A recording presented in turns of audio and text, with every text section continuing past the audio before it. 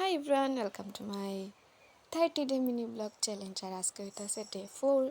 তো এখানে দেখো সকাল সকাল উঠে আমি এখানে চিয়া সিডস আর একটু আমটি কাটছিলাম, কাইটটা একলগে সব কিছু দিয়ে এখানে আর মিশাই আলাইছে। তো এটাই আজকে আমার ব্রেকফাস্ট। তো এটাই খাইছি।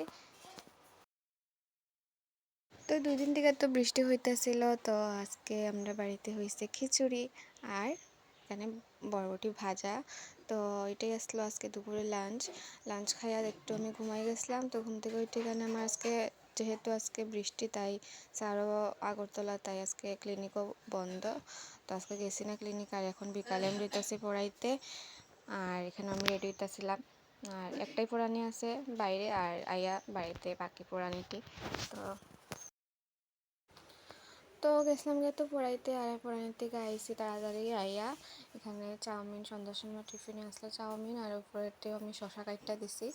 তো এটা খাইয়াই আমার পেট ভরে গেছে। আর রাতের ডিনারটাও আজকে আমরা তাড়াতাড়ি খাইয়া লিছি, কারণ বৃষ্টি পড়তেছে যেহেতু। তো আসলো চানার ডাল, আসলো কুমড়ার ভাজা আর আলু ভাজা আর একটা